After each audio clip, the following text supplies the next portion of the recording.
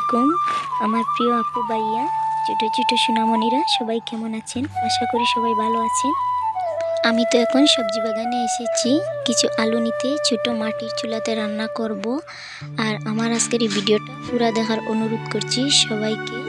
পুরো ভিডিওটা দেখলে ভালো লাগবে আশা করছি, সাথেই থাকেন। ভিডিও শুরুতে সবাইকে অনুরোধ করছি আমার এই ভিডিও দেখে ভিডিওতে একটা লাইক দিয়ে আর দয়া করে আমার চ্যানেলটাকে সাবস্ক্রাইব করে আমার পাশে থাকবেন। আমি এখন ছোট্ট রান্নাঘরে আমড়ার মুকুল বাছছি। আমড়ার মুকুল আজকে রান্না করব। আমার মেয়ে বলেছিল ছোট্ট রান্নাবাটিতে ওকে রান্না করে দিতে, আর আমি ছোট্ট রান্নাবাটির রান্নাগুলো আপনাদের সাথে শেয়ার করলাম। তেল গরম হয়ে গেলে রসুন দিয়ে দেব। আমার তো এই চুলাতে রান্না করতে আমার খুব ভালো লাগছে। ছোট ছোট হাঁড়ি পাতিলে মনে হচ্ছে আমি ছোট মানুষ হয়ে গেছি। আমরা যখন ছোট ছিলাম তখন এরকম হাঁড়ি পাতিল ছিল না, মাটি দিয়ে কোনোরকমভাবে বানিয়ে আমরা রান্না করতাম। ছোট রান্নাবাটিতে রান্না করে আমার মনে হয়েছে শৈশবের ফেলে আসা দিনে আবারও চলে গেলাম।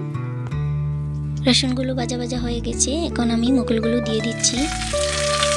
আমার তো ছোট রান্নাঘরে রান্না করতে খুবই ভালো লাগছে, মনে হয়েছে সবসময় আমি রান্না করব। আমার এই ছোট্ট রান্নাঘরের রান্নাগুলো আপনাদের যদি ভালো লাগে থাকে ভালোবাসা দেন। আমার মনে হয়েছে সবসময় আমি এখানে রান্না করব। আমার তো আমড়ার মুকুল রান্না খুব ভালো লাগে, আর আজকে তো ছোটো চুলা রান্না করছি, আরও বেশি ভালো লাগছে। আর আপনাদের যদি ভালো লেগে থাকে আমার রান্নাগুলো একটা কমেন্ট করে দিও। আপনাদের কমেন্ট পড়তে আমার খুবই ভালো লাগে। ছোট আলু দিয়েছি কারণ কষা হতে পারে, কষা যদি হয়ে থাকে তাহলে একটু কম হবে। আর তারপর দিয়ে দেবো টমেটো। আর আমি তো রান্না করার পর আমার মেয়ের সাথে আমি খেয়েছিলাম, খুবই মজা হয়েছিল।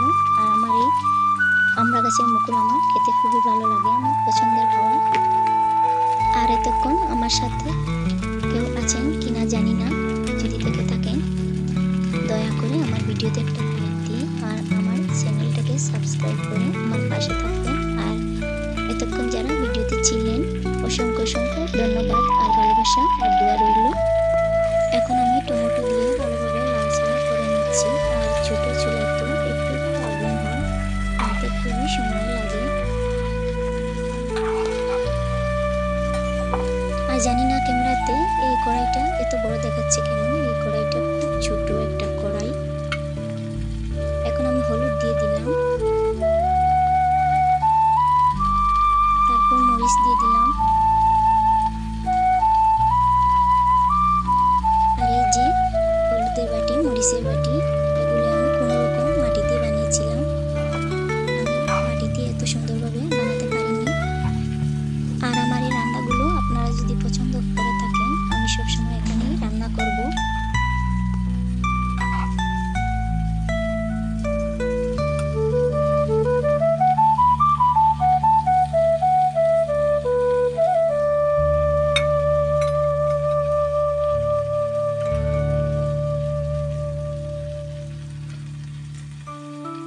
ছোট ছোট 3টা কাঁচামরিচ দিয়ে দিলাম।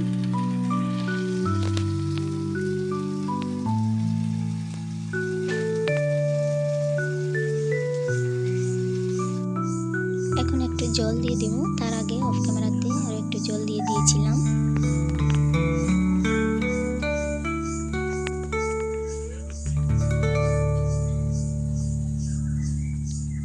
আরও কিছুক্ষণ পর নাড়াচাড়া করার পর মাছগুলো দিয়ে দেব। ছোট ছোট পুঁটি মাছ আগে ভেজে রেখেছিলাম। আর আমার মেয়ে তো এখানে বসে বসে দেখছে, আর ও বলছে কখন রান্না হবে, কখন খাবে। ও খুব খুশি হয়েছে রান্না দেখে। এখন আমার রান্না হয়ে গেছে, আরো কিছুক্ষণ পর নামিয়ে নেব। আর আগে অফ ক্যামেরাতে ভাত এই রান্না রান্নাবাটির করেছিলাম। রান্নাগুলো দেখে যতটা সহজ মনে হয়েছে ততটা সহজ না। এখন আর ভাত আমি রান্না প্রায় করব না। 2-3 ঘন্টা রান্না করেছি।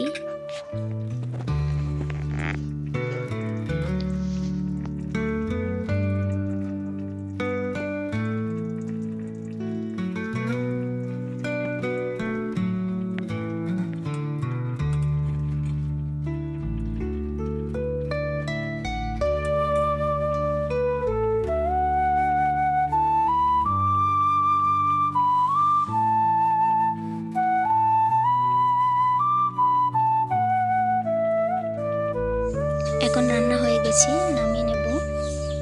ছোট্ট চিমটি দিয়ে নামাচ্ছি, তাহলে বুঝতে পারছেন কত বড় কড়াই।